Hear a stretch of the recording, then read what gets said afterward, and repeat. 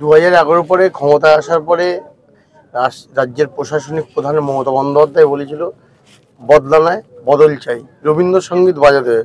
কিন্তু এখন সেই রাজ্য নেতারা বলছে যে এবার বদলা নয় বদল হবে, বদলা হবে। দেখুন, আমরাও চাই, আমরা কখনো বদলার রাজনীতি করতে চাই না, কিন্তু যারা আগুন জ্বালাতে চাইছে, যারা দেশ জ্বালাতে চাইছে, যারা ধর্মের নামে দেশ জ্বালাতে চাইছে, কেউ যদি আমার দিকে ইট ছড়ে আমি তো তার রসগোল্লা ছুড়ে দেবো না।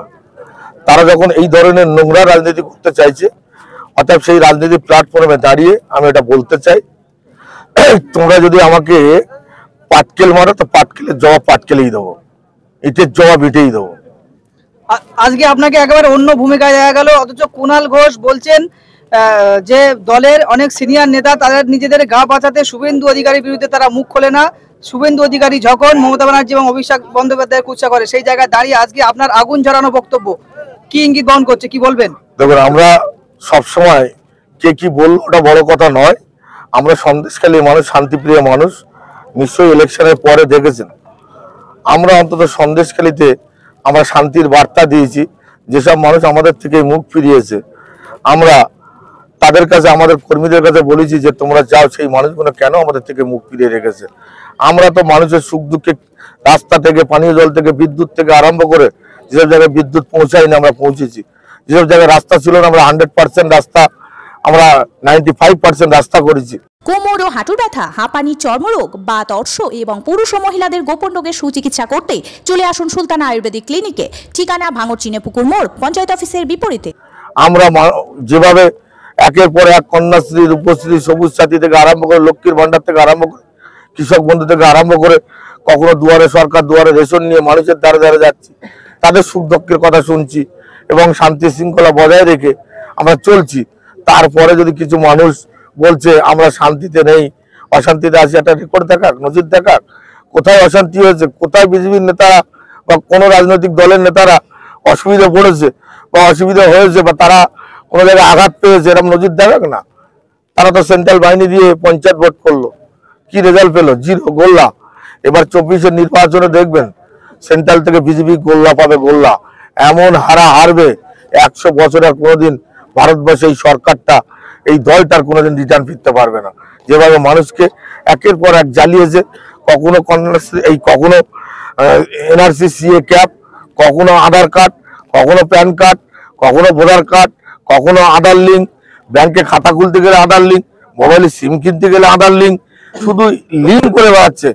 আজ পর্যন্ত মানুষের জন্য কিছু করেনি, তারা মানুষের জন্য কিছু ভাবেনি।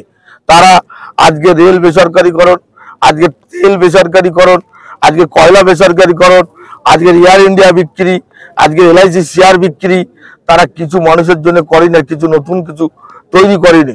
তারা শুধু একটা জিনিস কিনেছে, যেরকম সব একের পর এক বেচেছে, আর একটা জিনিস কিনেছে।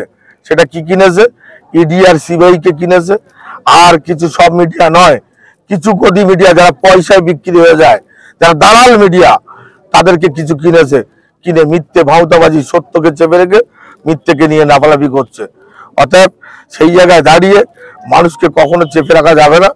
মানুষের কখনো এইসব ভয় ভীতি ইডি সিবিআই দিয়ে কখনো, দেখুন মানুষের কি করবে, ইডি সিবিআই দিয়ে বড্ড জোরে একটু ক্ষমতা আছে, তুমি জেলে ঢোকাবে।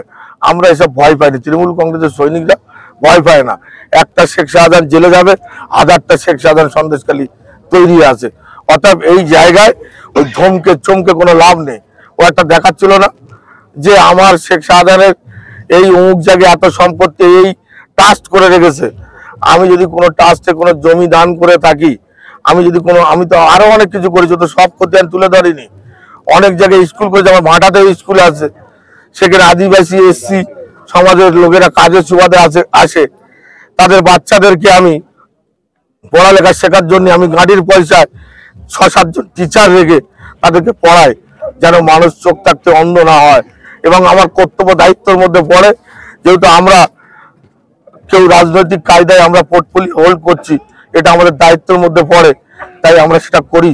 আমরা সমাজে আমাদের খতিয়ান আছে, সমাজমূলক কাজ করি, সমাজের জন্য কিছু করেছি। তুই বাতেলা দিচ্ছিস, আজকে তোর নিজের ঘুষ নিতে দেখা যায়। তুই মানুষের জন্য কি করেছিস, সমাজের জন্য কি করেছিস? কিছুই করিস না। নিজের পিঠ বাঁচানোর জন্য গিয়ে আজকে বাতলাবাজি দিচ্ছিস, আর পিছনের দরজা খুলে দিলে কয়েকবার আমার কাছে প্রমাণ আছে, রেকর্ড আছে, আমার কাছে খতিয়ান আছে। আজকে বিজেপি হাড়ে হাড়ে বুঝতে পারছে শুধু অভিষেক বন্দ্যোপাধ্যায় শুধু একবার পিছনের দরজা খুলে দিলে ফেরেছে, মাগো মা আমার ক্ষমা করো, সেই অপেক্ষায় আছে। আর 24-এর নির্বাচনে আমরাও বেঁচে থাকি, আর আপনারা যদি থাকেন দেখতে পাবেন এদের মতো বেঈমান মির্জাফর আবার এসে দিদির পায়ে ধরবে দলে ঢোকার জন্য। আর বিজেপি নামক দলটা তো এমনি ক্ষয় হয়ে গেছে, চলে গেছে, ওরা নিজেরাও বুঝতে পারছে, তাই মানুষের উপরে বিভিন্ন জুলুম চালাচ্ছে। অর্থাৎ মানুষের উপরে যারা জুলুম চাপায় তারা বেশি দিন থাকতে পারে না। ইংরেজরাও মানুষের উপরে জুলুম চাপিয়েছিল, নীল চাষ করিয়েছিল, মানুষ দিয়ে নাওল টাঙিয়েছিল, তারা এই মানুষই তাদেরকে উৎখাত করেছে। যারা আজকের মানুষের উপরে এই বিজেপি নামক দলটা যারা আজকের মানুষের উপরে রোলার চালাচ্ছে, বিভিন্ন জিএসটি হেন তেন থেকে আরম্ভ করে একের পর এক মানুষের কর্মসংস্থান হারাচ্ছে। 100 দিনের কাজ করে যে মানুষ রুজি রুটি করতো, পেটের ভাত করতো, সেটাকে বন্ধ করেছে। অর্থাৎ আগামী দিনে মানুষের যোগ্য জবাব দেবে 24-এর নির্বাচনে। কতটা ওরা মনে করছে যে হিসাব করে মানুষকে জব্দ করে ভালো রেজাল্ট করবে, এর পরিণাম ওরা গোল্লা পাবে, গোল্লা দেখবেন নিশ্চয়ই আপনারা। সেটা একটু করে অপেক্ষা করি, সময়ের অপেক্ষা। উনি তো লক্ষণ শেঠ এবং মজিদ মাস্টারের মতো আপনার রাজনৈতিক ক্যারিয়ার নষ্ট করার কথা বলছেন, কি বলবেন? লড়াইটা কেমন দেবেন আপনারা? আরে ও নিজে নিজে নিজে আয়নায় নিজের মুখটা আগে দেখুক, নিজের চরিত্রটা দেখুক। ওর সম্পর্কে অনেক কিছু আমি জানি, আমি সেটা এখানে বলতে চাইনি। নিজের চরিত্র, নিজের স্বভাব, নিজে কতটা সাধু সেটা টিভি মিডিয়ায় আপনারা জানেন প্রকাশ্যে ঘুষ নিতে। অর্থাৎ তাদের মতো ব্যক্তিরা কি বললো আমার কিছু আসে না যায় না।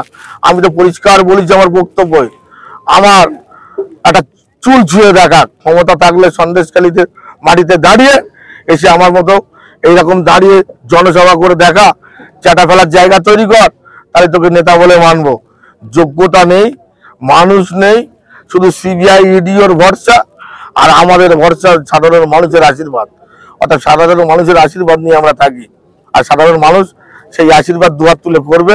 একটাই কারণে, মমতা বন্দ্যোপাধ্যায় যেটা বলে সেটা করে দেখিয়েছে, যার জন্য মানুষের জন্ম থেকে মৃত্যু পর্যন্ত প্রকল্প তৈরি করেছে। আর ওরা আসার পরে একের পর এক সমস্ত বেসরকারিকরণ করেছে। আর সেই সাথে সাথে আজকে মিড ডে মিল বন্ধ, আজকের আশাকর্মী বন্ধ, আজকের ICDS বন্ধ, সমস্ত আমাদের রাজ্য সরকার মমতা বন্দ্যোপাধ্যায় চালিয়ে যাচ্ছে একের পর এক। কি করেছে তারা? বলেছিল 2 কোটি বেকারের চাকরি দেবে, কোনো একটা মানুষ চাকরি পেয়েছে?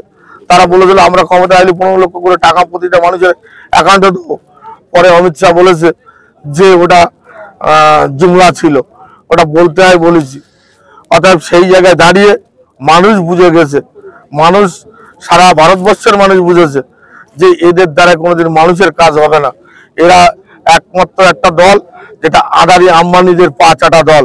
অর্থাৎ মানুষের যদি জল হয়ে থাকে সেটা মমতা বন্দ্যোপাধ্যায়ের নেতৃত্বে একটা দল তৈরি হবে, ইন্ডিয়া দল যেটা তৈরি হয়েছে মমতা বন্দ্যোপাধ্যায়ের নেতৃত্বে। আগামী দিনে সাধারণ মানুষের জন্য সরকার যদি তৈরি হয়ে থাকে, মমতা বন্দ্যোপাধ্যায়ের নেতৃত্বে দিল্লির সরকার তৈরি হবে এবং সেটা মানুষের সরকার তৈরি হবে।